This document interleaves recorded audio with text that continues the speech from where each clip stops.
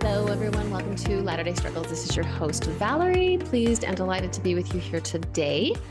And today I'm going to do something that I do very seldom, but sometimes when I feel really, really strongly about something, I just do it. Before I tell you what I'm going to do precisely, I want to give you a little bit of a backstory, some context. Nathan and I are in the process of creating an episode here on this podcast where we dig just a tiny bit deeper into the LDS church and the underreporting of child abuse. You can probably tell that I care a ton about this. I feel very, very strongly about this as a mental health worker.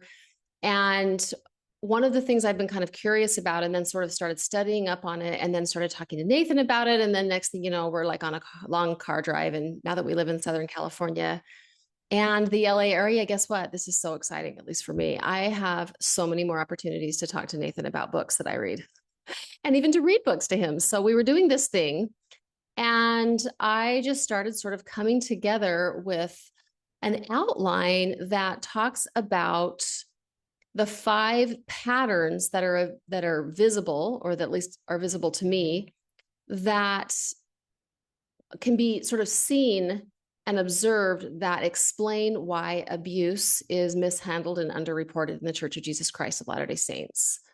And the reason why I wanted to do this is because I want to make better sense of what's going on, how something can be so seemingly obvious to someone from a different perspective and so sort of invisible to the institution itself. And as you know, I do this because I care about the health and well-being of all parties, of the people that are certainly the victims, first and foremost, but I even care about the church and those who are part of this struggle from the side of the perpetrator, that I want everyone involved, all my sisters and brothers, to have the fullest understanding of this phenomenon so that it doesn't keep happening. The only way that institutional reform happens is by our making sense of it. If we can't make sense of it, then it continues to sort of operate in the dark, or operate in the shadows. And I care a lot about people that are actively being harmed. And so to that end, I wanted to really look at the structure of the Church of Jesus Christ of Latter-day Saints that make it vulnerable to this very problem of not seeing, or of not being willing to see child abuse, and or underreporting it, mishandling it. I mean, there's so many different ways to talk about this, but it's happening all the time. And I want to just sort of break it down. So that's not even today's episode. That's next episode. So as I was planning this, I was reminded of an article that I read actually quite recently. It was published in the Dialogue Journal. And I was just going to link it and sort of reference it. And this is the part where I said at the very beginning, I sometimes do this when I feel really strongly about something. I'm going to go ahead and actually read this article to you. I think I have a pretty good narrator's voice, but it's profound. It's actually quite provocative. It speaks quite strongly about violence against women and girls in the Church of Jesus Christ of Latter-day Saints. And my thought process was, number one, I don't know how many people are going to find it and read it. So if I reference it, there might be a handful of you out there that will. And then also there is like a voice option if you go onto Dialogue Journal, but I do think it's like an AI generated sort of thing. And I mean, I might not be the greatest reader in town, but I'm probably better than an AI generated voice. So I'm going to go ahead and just read this to you. You will notice that there's a section in the article where the author talks about her own life story. I am going to put that in second person. I'm going to talk about her instead of me, just because I don't want any of what is said to be lifted out of context and have people misunderstand that this is not my story. This is the story of the author of this article who's writing it. The article's title is Confronting Men's Violence Against Women and Girls in the Church of Jesus Christ of Latter-day Saints. The author is somebody who I have profound respect for. I do not know her personally, but I read this article. I've actually listened to it. Let's just say I've partaken of it many times now and shared it with many, many people. I feel that strongly about it. So Shout out to Suzanne E. Greco. I hope I said her last name correctly.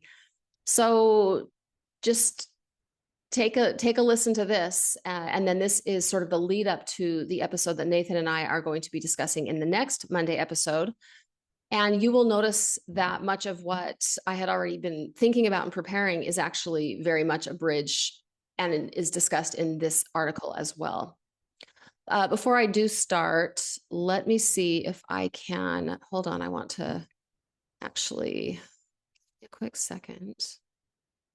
I want to do a tiny bio of her, give you a little sense of who she is. Suzanne E. Greco holds a Bachelor's of Science in Economics from BYU, MTS from Harvard Divinity School, and is a PhD candidate at the University of Edinburgh Divinity School. As a survivor of child clergy sex abuse and domestic violence, she is the author of The Stone Sphere, is a member of the SRVI Faith and GBV Practice Working Groups, and an impact team member for Utah State University's Boulder Way Forward. Okay, love the bio. I don't know what all those acronyms mean, but I think her work will speak for herself when you hear what I'm about ready to read. Here we go. I will be talking, stopping briefly from time to time and getting a drink because I don't have a conversation partner. It's all me today. So here we go. Confronting Men's Violence Against Women and Girls in the Church of Jesus Christ of Latter-day Saints by Suzanne E. Greco. An undercurrent of violence against women and girls exists in the Church of Jesus Christ of Latter-day Saints. The church professes commitment to support victims of sexual abuse and its declared policy of zero tolerance, which mirrors the position of numerous religious organizations. These sentiments, while suitable for formal declarations, websites, and public addresses, stand in contrast to the church's actions, which are not aligned with its professed Christian tenets. The church, in actuality, fails to encourage members to report abuse to legal authorities and does not train its leaders in appropriate response protocols. This article urges the church to address the existing dissonance and align its actions with the policies it has formally established and its Christian doctrines and practices. As Bell Hooks poignantly articulates, the impact of patriarchy, manifested as male domination over women and children, constitutes a considerable obstacle to the experience of love. Patriarchy does not align with Christ's construct of divine love. Violence against women and girls stands as a pervasive violation of human rights on a global scale, unfolding relentlessly each day in myriad manifestations. Defined by the United Nations, violence against women and girls is any act of gender-based violence that results in or is likely to result in physical, sexual, or mental harm or suffering of women, including threats of such act, coercion, or arbitrary deprivation of liberty, whether occurring in public or private life, close quote.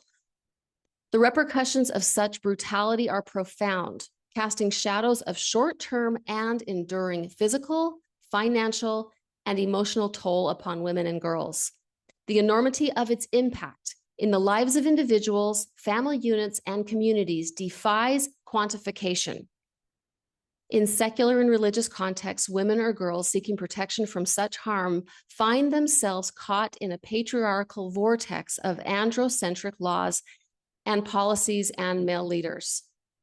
I employ the term, quote, vortex to describe the victim's experience ensnared in a system that not only gaslights them, but also subjects them to a violent, chaotic, and perilous environment.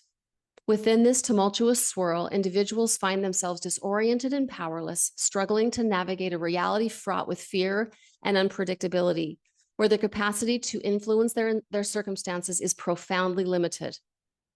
Victims who dare to speak the reality of their situations will be sucked into the vortex, equivalent to an act of suicide or a cutting off of social and familial ties. Judith Herman, a leader in child sex abuse, asserts that the impact of the violence extends beyond the actions of perpetrators to bystanders and institutional enablers who perpetuate the social ecology of violence that is tolerated or rendered invisible. I'm going to read that again just a little bit more clearly. Judith Herman, a leader in child sex abuse, asserts that the impact of the violence extends beyond the actions of perpetrators to bystanders and institutional enablers who perpetuate a social ecology of violence that is tolerated or rendered invisible. This article delineates three major areas of reform. First, it advocates for legal changes in clergy-penitent laws. Second, it advocates for women's ministries, that female leaders minister to women and girls who experience violence against women and girls, not male ecclesiastical leaders.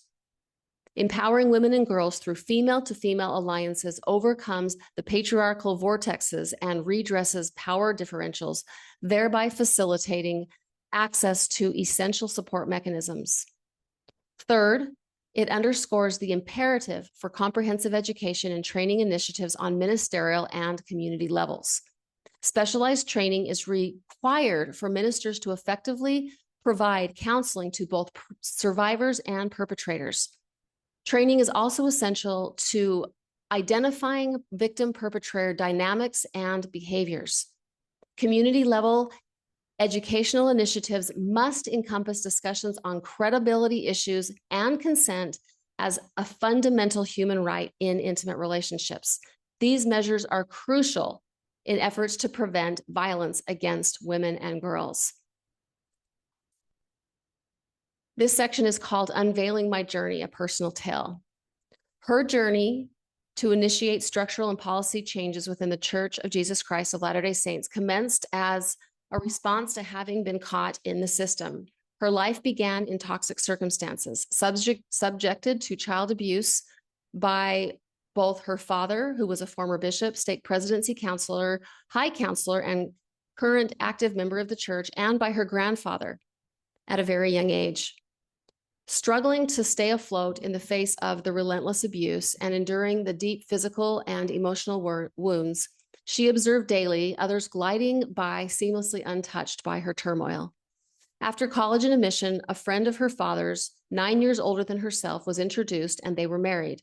They had 3 children, and when her parents moved a good distance away and she began to feel safe, the unconscious buried rubble surfaced. Child sex abuse, amnesia, a common symptom, eventually fades away, only to be relived again until the toxic waste is integrated.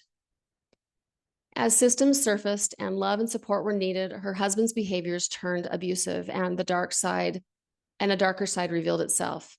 A cycle of abuse, the cycle of abuse continued. Amid the ensuing chaos, one of the children jumped ship, leading to the ultimate fracture of their family.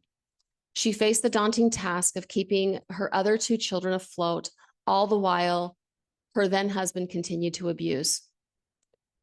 In these circumstances, she was understandably desperate. She was joined in her fight to find a way out over a decade ago by her newly ordained stake president, David F. Holland. Many words of encouragement and blessings were offered, serving as beacons of hope amid the turmoil of her dire circumstances. Regrettably, President Holland's hands were tied at times, bound by protocol that constrained his ability to intervene due to the system and the policies of the church. Amid the bustling activities and responsibilities that demand attention for those living in comfort, church leaders often remain mere bystanders. The institution becomes an enabler. Despite Holland's urgent pleas for her then husband to cease his violence, he was indifferent to these entreaties. The realization sank in that no external intervention would come to her rescue. Overwhelmed by the physical and emotional toll of the ordeal, she wanted to just let go. Her will to persevere waned in the wake of nursing deep wounds, trying to care for her children, and the continued abuse. Both body and spirit were shattered. The weight of the suffering was unbearable, overshadowed by a sense of hopelessness and helplessness. When she initially made her disclosure to her priesthood leaders, she was met with unbelief because her abusers were respected men in the church community.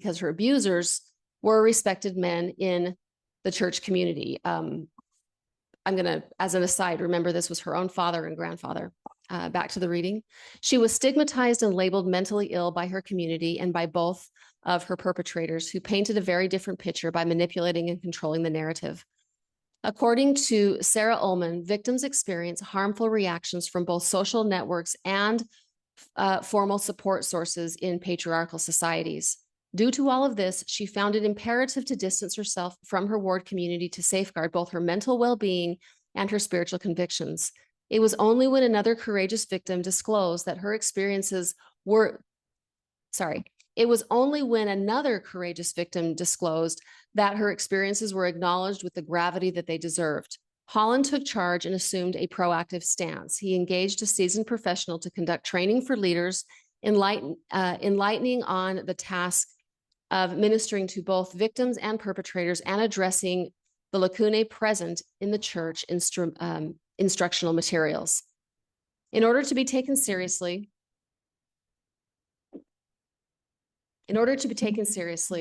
she had to achieve incredible levels of credibility. It was not only her acceptance at Harvard and studying violence against girls and women in a religious context, her involvement with the United Nations and her audience with Pope Francis for the inaugural and subsequent events for the World Day for the Prevention of and the Healing of Child Sexual Exploitation, Abuse, and Violence, that her assertions were finally given serious consideration within her own community. The fact that these credentials had made her more powerful, thus credible, speaks directly to the nature of the social dynamics and credibility issues. These prominent external affirmations served to dispel the unfounded notions of her supposed false allegations and her mental craziness, instead illuminating the authenticity of her testimony regarding the harrowing reality of what had been done to her. Female voices are simply not believed when it comes to violence against girls and women. Any woman or girl who comes forward about violence against girls and women put their own life and reputation at risk, not the perpetrators. Throughout those advocacy endeavors and openness about her past, she has had many conversations with the survivors of abuse and has come to more fully understand that the struggle for validation and the desire to have their injuries ministered to is a shared experience among women and girls who have endured similar traumas in our church communities. Yet trauma is not only inflicted by the actual perpetrators, but also by ecclesiastical leaders, institutional enablers, and their respective church communities due to no educational training on violence against girls and women. Amos Guerrero, an Israeli-American professor of law specializing in institutional complicity, enabling culture, and sexual assault, refers to this phenomenon as, quote, the armies of enablers, close quote. Jeffrey C. Alexander, a sociology professor at Yale University, asserts that traumas are socially constructed through interactions, cultural norms, and beliefs. This points to the fact that trauma extends beyond the individual experience and is deeply intertwined within a broader social environment. Her experience reflects broader truths. Institutional religious organizations function in dual roles in relation to violence against girls and women. They possess the capacity to serve as both a shield against and a conduit for the perpetuation of harm. Religious convictions have the potential to foster psychological resilience and to facilitate healing, and have the capacity to promote programs and structures that combat violence against girls and women. Conversely, patriarchal structures with power imbalances, sexism, androcentric ideologies, and theoretical constructs within religious institutions perpetuate violence against women and girls. I want to read that again. Religious convictions have the potential to foster psychological resilience and facilitate healing, and have the capacity to promote programs and structures that combat violence against women and girls. Conversely, patriarchal structures with power imbalances, sexism, androcentric ideologies, and theoretical constructs within religious institutions perpetuate violence against women and girls. While the beneficial aspects of the religious affiliations are widely recognized, she aims to illustrate the the less favorable realities inherent in the LDS Church's centralized, patriarchal, and hierarchical organizational structure and policies. In this sphere, the imperative emerges regarding the roles the church, its leaders, and its communities have in addressing violence against girls and women. Eventually, she made it out with her children. Now, here she is, advocating as a survivor, standing in solidarity with other survivors of domestic and child sex abuse, and with male allies to initiate much-needed change. Her belief is that Christ supports women and girls. He has supported her, and he wants change. Here's the next section. It's titled Faith Under Fire, Confronting Violence Against Women and Girls in Religious Communities. These problems are not unique to Latter-day Saints, but reflect a global issue. According to the United Nations, sexual and gender violence is a global problem and a preventable pandemic. In a study encompassing 161 countries, UN Women found that 45% of women reported that they or a woman they knew had experienced violence against girls and women. 7 in 10 women said that they think that verbal and physical abuse by partners has become more common. And 6 in 10 felt that sexual harassment in public spaces has worsened. Additionally, UN Women found that less than 40% of women who experience violence seek help in any kind. Among women who do seek help, most of them look to family and friends, and very few look to formal institutes such as police and health services. Fewer than 10% of those seeking help report it to the police. According to the World Health Organization, 1 in 3 women have been subjected to some form of violence by an intimate partner or non-partner or both. Most crucially, these forms of violence most commonly occur in the home. The World Health Organization has stated that women are at greater risk of harm in intimate relationships than elsewhere. Quote, challenging quote, I'm going to start that whole thing over. The World Health Organization has stated that women are at greater risk of harm in intimate relationships than elsewhere. Quote, challenging the notion that home is a safe haven, close quote. Also, according to Childlight, a global child safety institution at the University of Edinburgh, 11% of men in the US, 7% of men in the UK, and 7.5% of men in Australia report that they have engaged in online behaviors at some point in their lifetimes that could be classified as online child sexual abuse offending. The culture of violence against women and girls is a global pandemic. There are several challenges that we have to face when seeking to understand the extent of the problem as it affects Latter-day Saints. There are no actual statistics, task force, or training about sex, consent, and gender-based violence within the LDS Church. What we find instead is a system constructed to protect the interests of the church at the expense of victims due to existing policies, closed-door access, and lack of accountability mechanisms. The fact that we do not know how extensive violence against women and girls actually is within the church points directly to its doctrine, its culture, and patriarchy. In other words, without proper oversight, there is no opportunity to shine light on those places and to expose root causality. To be clear, this is a structural and doctrinal problem framed in patriarchy and maintained by church theological tenets, embedded in teachings, practices, and rituals, which actively produce and negotiate inequitable power relations among men and women. I want to repeat that again. To be clear, this is a structural and doctrinal problem framed in patriarchy, maintained by church theological tenets, embedded in teachings, practices, and rituals, which actively produce and negotiate inequitable power relations among men and women. According to Catherine Bell, quote, systems such as ritual both realize and regulate the structure of social relations. Like forms of speech, forms of rituals are, quote, transmitters of culture, which are generated in social relations and which by their selections and emphasis exercise a constraining effect on social behavior, close quote. Rituals should not be understood solely as mechanisms of social control. Rather, they represent one of many strategies employed to reproduce and manipulate the foundational cultural structures of a community. These structures are not merely abstract concepts, but are experienced, embodied, and perpetuated by individuals within the society.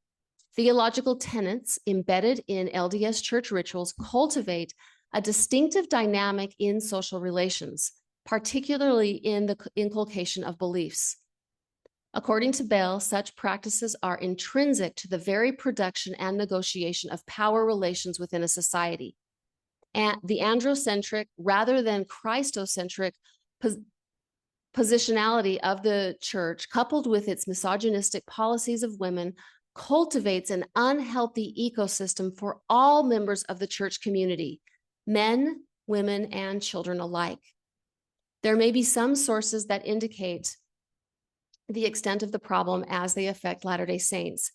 They reveal significant risks to Latter-day Saint women and girls. In Utah, 61% of the population identify as members of the church. Utah statistics are rough estimates used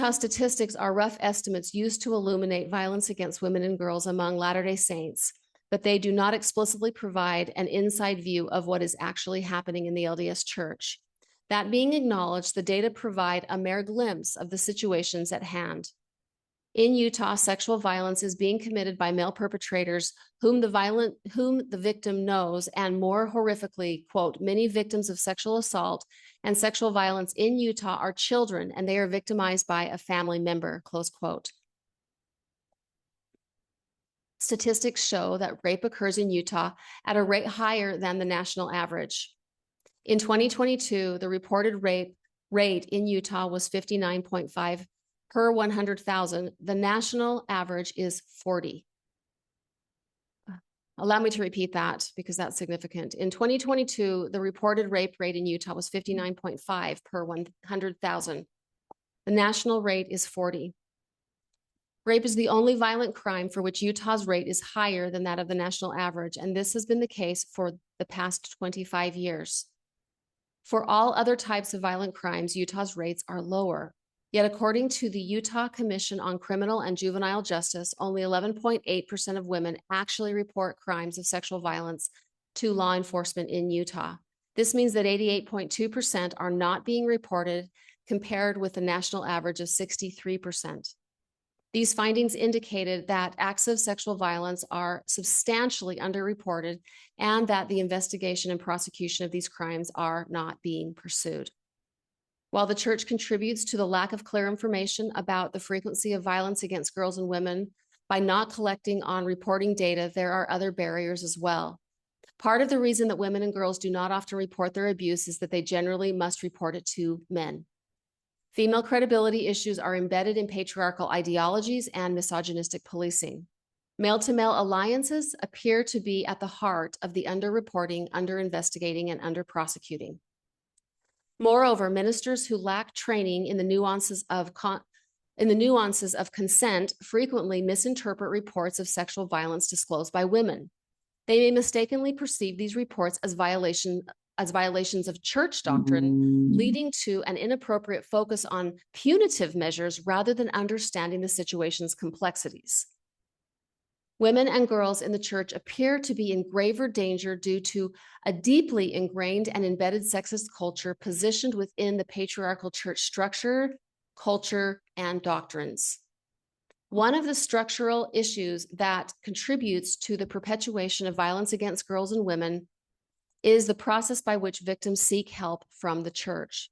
Male ecclesiastical leaders currently are first responders for women and girls seeking to report and receive help in most religious institutions.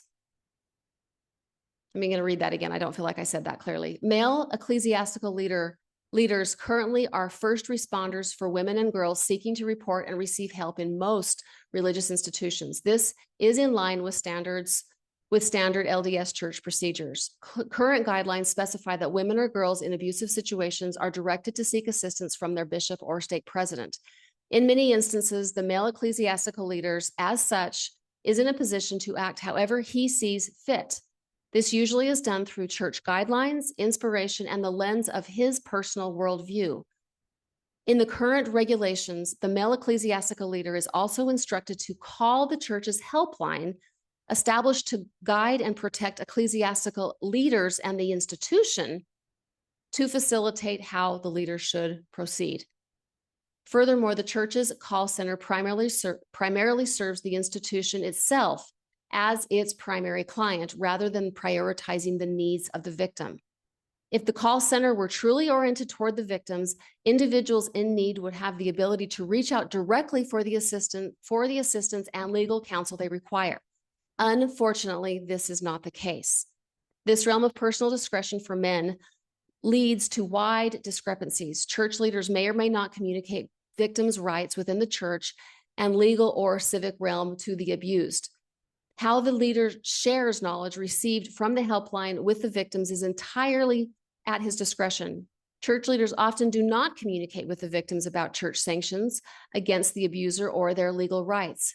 Victims seeking care are then often placed in precarious situations wherein their well-being is jeopardized. These current conditions are not necessarily surprising. Even though men see and hear injustices done against women, many avoid getting involved and confronting injustice. As James Newman Poling has observed, quote, "Silence shares complicity in acts of sexual violence," close quote. These acts of collusion are devastating to women and girl victims. Also, in discussions had with females seeking assistance, ecclesiastical leaders often protect one another by referring to, quote, "inspired counsel," close quote, or saying, quote, "I am sure the ecclesiastical leader did not mean that," close quote, or "the counsel was positioned on revelation received," close quote. The female's sanity, her own intuitions, and her received revelation is often questioned, juxtaposed against a prominent leader's counsel. Let me repeat that. The female's sanity, her own intuitions, and her received revelation is often questioned, juxtaposed against the prominent leader's counsel. This institutional gaslighting further entrenches the victim in psychological darkness. There is no easy solution to this problem, but there are some helpful directions available. Ullman's recent book called Talking About Sexual Assault, Society's Response to Survivors, emphasizes the significance of transforming societal attitudes through sexual assault education. Ullman asserts that while altering perceptions and attitudes is pivotal in the fight against violence against women and girls, a more fundamental shift involves reforming the structures and conditions that foster the prevailing culture. It is imperative to not only educate, but also challenge the social norms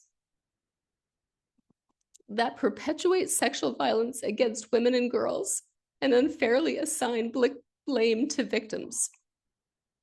Combating the entrenched culture of violence against women and girls through structural reform and education, in providing support to the victimized in everyday situations, are essential components of this multifaceted approach.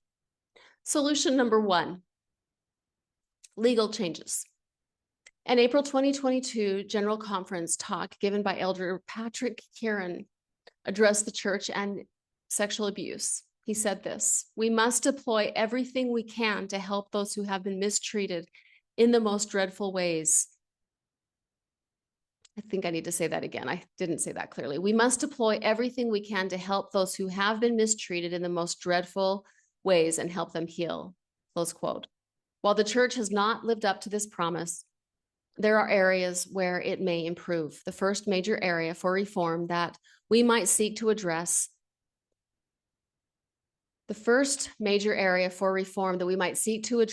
are the ways that clergy-penitent laws have been contributing to violence against girls and women by not involving secular legal authorities. The record books show that male ecclesiastical leaders in the church have refrained from acting in the best interest of abuse victims. One of the main reasons is that clergy-penitent law and other legal liabilities cause complications for the institution and those ministering in ordained leadership positions. and clergy-penitent privilege has the unintended consequence of enabling harm in cases of child abuse. Recent cases have revealed the significant problems that these laws have created. In the highly publicized August of 2022 Associated Press report by Michael Rezenes, a bishop in the LDS church did not report child sex abuse to secular authorities. He did this on the counsel of the church's hotline as advised by Curtin McConkie Law Firm, the largest law firm in Utah, which has long served as the LDS church's external legal counsel. The sex abuse continued for over 7 years while church leaders were fully aware that it was ongoing and no protections were put in place for the victim. All parties involved, the bishop, the church helpline, and Curtin McConkie Law Firm, enabled the perpetrator. This case exposed significant weaknesses in the church's approach to treating sexual violence in ways that extended beyond the individuals involved. The extensive investigative work conducted by Rezenes and Jason Dearden regarding the legal maneuvers revealed how the church acted to stifle rather than to support victims. In December of 2023, audio recordings captured church leaders protecting the church against a child sex abuse claim and discussing payments to silence the victim. These audio recordings from meetings held over 4 months, obtained by the Associated Press, shed light on the conduct of Paul Riding, the director of risk management at the LDS Church. Despite expressing concern over child sex abuse that had occurred, Riding deployed a risk management strategy that had enabled the church to maintain secrecy concerning cases of child sex abuse. This included church legal counsel advising against the bishop providing testimony in the victim's case by advocating clergy-penitent laws. Consequently, in the absence of his testimony, prosecutors opted to dismiss the charges. More telling is that Riding verbally conveyed that he was authorized to pay up to $300,000 to the victim and her mother for their silence, governed by a confidentiality agreement. Silencing victims is institutional betrayal and further traumatizes victims. Confidentiality agreements have the potential to inflict additional harm by impeding the public disclosure and broader societal recognition of victims' experiences, while also serving as a shield for wrongdoers. These protective measures creates an environment conducive to perpetrators acting with impunity, secure in the knowledge that their actions will be safeguarded from scrutiny. By insulating wrongdoers from the repercussions of their actions, such agreements erode the efficacy of social mechanisms designed to reinforce accountability and instigate behavioral changes. By offering silencing agreements, religious institutions' actions mirror the behaviors of the perpetrators in silencing and shaming victims, thus obstructing paths to healing. While contemplating the unfathomable nature of these atrocities may be distressing, it is imperative to recognize that clergy-penitent privilege laws persist in jurisdictions worldwide. In a hopeful turn of events in February of 2024, the legislative bodies of the Utah Senate and House of Representatives jointly approved a bill that bestows upon clergy members equivalent legal safeguards as other mandated reporters of child abuse. This legislation pertains specifically to situations where instances of abuse are disclosed during a religious confession by a perpetrator. Additionally, the bill seeks to educate clergy by delineating the distinctions between adherence to church policies and legal obligations. Proponents assert that the bill serves an instructive purpose, clarifying to clergy that they can safely report abuse from a confessional. While this proposal seems promising, Guerra suggests more extensive legislation. He advocates for the removal of child sex abuse from the confines of clergy privilege, proposing that any confession made must be reported in all instances, regardless of circumstances. Passing this bill and supporting others that are more aggressive will help change the legal landscape for victims and end the ecclesiastical shield for perpetrators. Solution number 2, women's ministry. As noted above, the current procedure of the church is that victims of violence speak to their male bishop or stake president. Church leaders play a vital role in this process. Allie Kern, a survivor of domestic violence, stated in an article in Reflection, a Yale Divinity School journal, that, quote, survivors most often reveal their experience of abuse first and often only to their pastor. This puts pastor in the place of first responders, close quote. Kern's statement is affirmed by the United States Conference of Catholic Bishops and Religious Scholars, such as Nancy Nassen-Clark and Janet Heimlich. Yet ministers, for the most part, are not trained to understand how to shape their pastoral care to respond effectively to violence against women and girls. As men are more likely to be ministers, women reach out to men for help and protection against other men, and this is precariously known as, quote, the male protection racket, unquote. Women are promised protection from men though none is actually provided. Let me start that over again. Women are promised protection from men, though none is actually provided, as men are often predisposed to protect their peers. When women then find themselves entrenched in the patriarchal vortex, and the cycles of subjugation and harm continue. Compounding these problems is a culture of doubt about women's claims of abuse. When the abused can vocalize the reality of an abusive situation, her testimony will often be incredulous because she is a female. I propose shifting the responsibility to women church leaders to overcome such barriers. Male-to-male alliances will no longer stand in the way as a barricade to credibility issues and to seeking needed assistance from men when being abused by a man. Granting women this authority should also improve the victim's access to much-needed help and resources, not only for herself, but also for any children involved. Additionally, alliances forged among females may offer more protection and support to women, given that the majority of violence against women and girls is committed by men. This has been exemplified in the work of Diana Rosenfeld, a founding director of Gender Violence Program and a lecturer on law at the Harvard Law School. Without systemic change, the prevailing social environment and entrenched rape culture will persist unabated. Solution number 3, training, ministering, and raising awareness. Finally, comprehensive education and training initiatives on ministerial and community levels are vital. Specialized training is required for ministers to effectively provide counseling to both survivors and perpetrators. Training is also essential in identifying victim-perpetrator dynamics and behaviors. Community-level educational initiatives must encompass discussions on credibility issues and consent as a fundamental human right in intimate relationships. These measures are crucial in an effort to prevent violence against women and girls. Lack of educational training represents a broad cultural shortcoming. Formal training of ministers in addressing violence against women and girls is notably absent, not only in higher education institutions such as divinity schools that offer formation programs for chaplains globally, but also within religious organizations. The LDS Church is no exception. It is imperative that training and education on this matter address victim-perpetrator dynamics, which are tied to credibility issues foremost. In many cultural contexts, disbelief and skepticism, In many cultural contexts, disbelief and skepticism are deep-seated biases against female survivors who courageously share their stories with male ministers. Abusers exploit these biases. In addition, a perpetrator will frequently seek to manipulate both private and public accusations against them by casting aspersions on the mental health of the woman or the girl. This is known as coercive control. Jennifer Freed, Professor Emeritus of Psychology and founder and president of the Center of Institutional Courage, describes coercive control, sometimes called DARVO, as, quote, the reaction of the perpetrators of wrongdoing, particularly sexual offenders, may display in response to being held accountable for their behavior.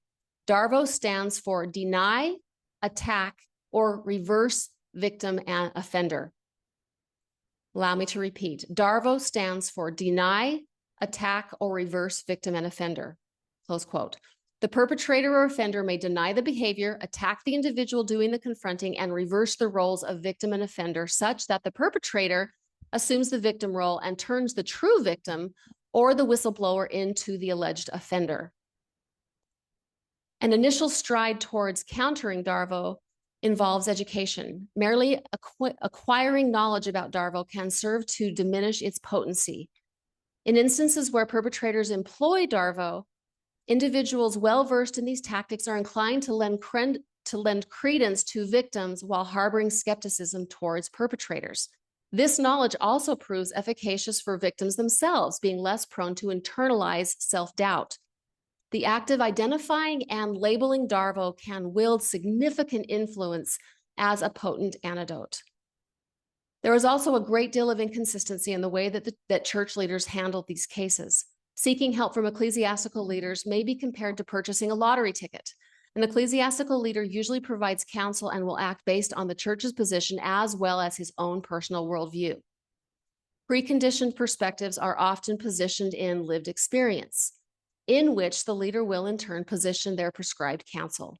Such counsel is often centered on androcentric perspectives and church ideologies that are not easily broken free from and can often impede validation and credibility, the procurement of safety for the female and the female's ability to acquire the information and knowledge regarding her rights, hindering her ability to make best judgments and decisions. When sexual abuse is such a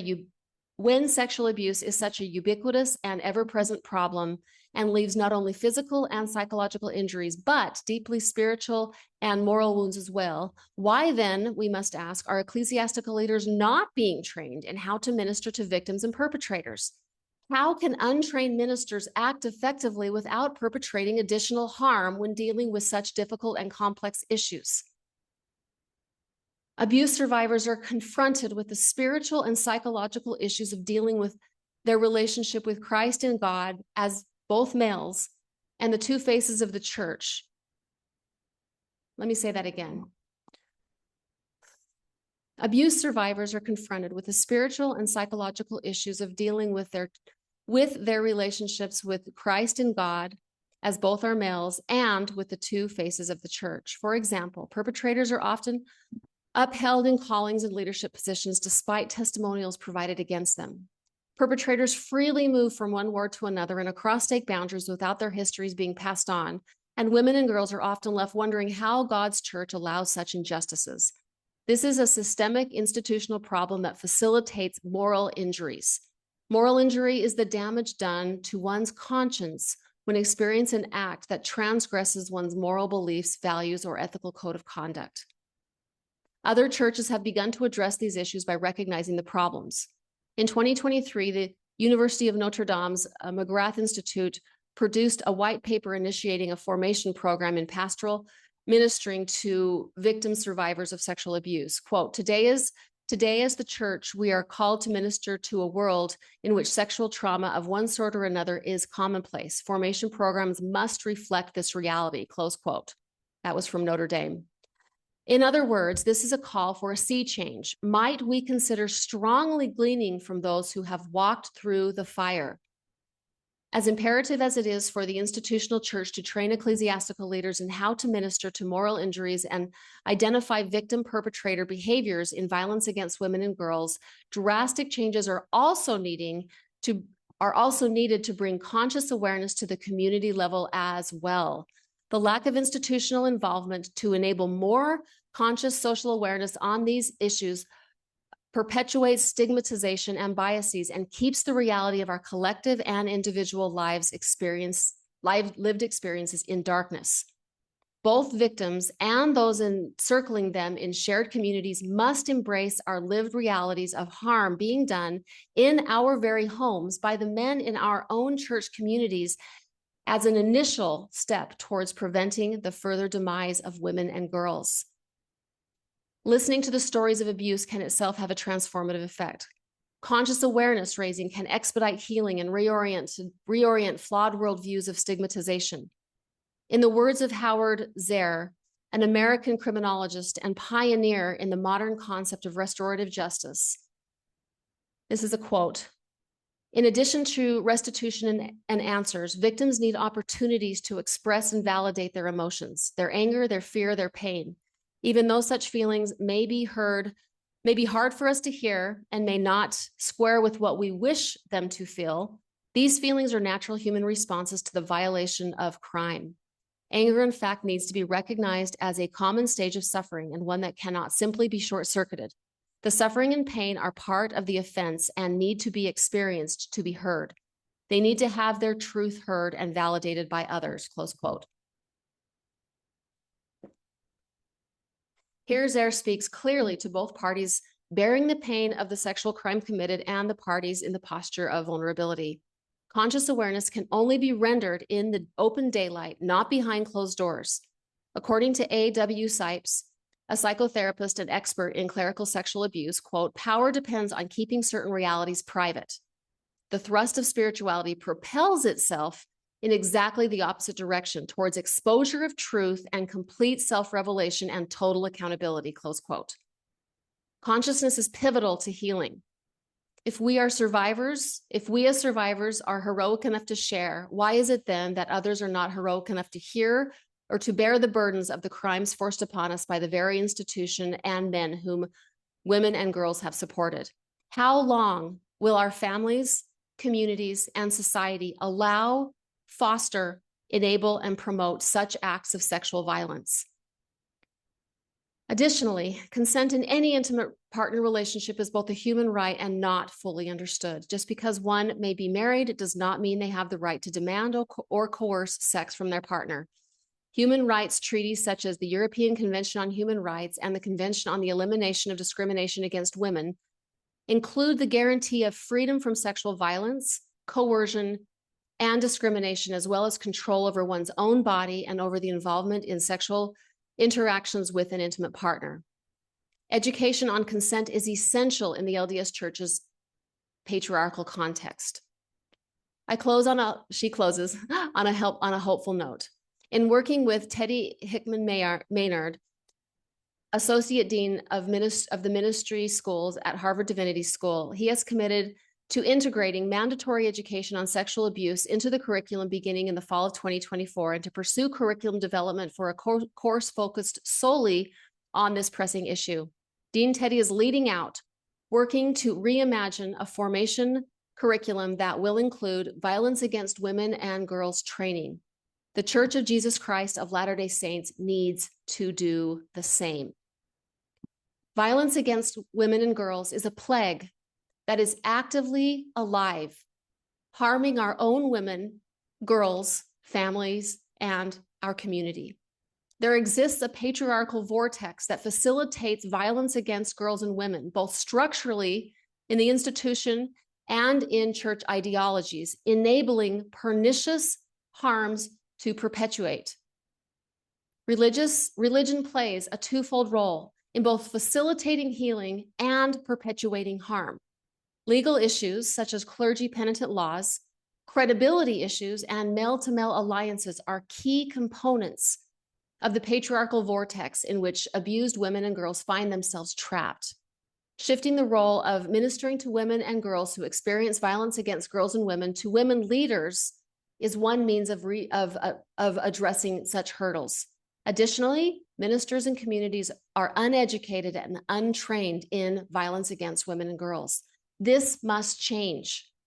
Conscious awareness, bringing to light the reality of violence against women and girls in our higher education institutions, religious organizations, and in our own communities must be openly addressed. It is essential to adopt a multifaceted approach that encompasses not only the provision of education, but also the reformation of the systems and policies that perpetuate violence against girls and women within the patriarchal vortex. Okay, I got through it without too many tears. I hope this, maybe you need to listen to this a few times like I needed to. It's very, very dense with phenomenal research and profound truths. So I'm going to close because my voice is almost gone. Look forward to talking to Nathan about some of the structural issues that perpetuate this patriarchal vortex. And my hope and prayer to all of you out there listening is that we can be raising awareness, one conversation at a time, one podcast episode at a time, one book at a time, one social media post at a time, that we can strengthen ourselves and that we can protect our women and girls. And then we can create a setting where women, men, and children are all safe and are all invited to psychologically and spiritually and relationally grow, because that's what we're here to do. I wouldn't talk about this if I didn't care so much about my people, about you, about those of you who are suffering in silence. And I don't regret anything that has happened to me or to my family in an effort to be a voice of change, because that voice that I give is one of love and healing. Thanks, y'all, for being here. Thank you for sharing this. Thank you so much, Suzanne Greco, for the dialogue institution. I don't know, my mind is kind of mushy right now, to the Dialogue Journal of Mormon Thought for publishing such bold and brave work. And I feel honored that I am a collaborator with the Dialogue organization. They are truly on the leading edge of growth and development here in the Church of Jesus Christ of Latter-day Saints. Thanks for being here, y'all, and I'll see you next time. Bye-bye. Thank you for listening to Latter-day Struggles. Your support for this podcast is extremely valuable to us. If Valerie's work has made an impact in your life, please consider leaving a 5-star rating and review. For info on webinars, classes, support groups, and live events, click the link in today's show notes or visit our website at latterdaystruggles.com. Latter-day Struggles is a proud member of the Dialogue Podcasting Network. Dialogue Podcast Network.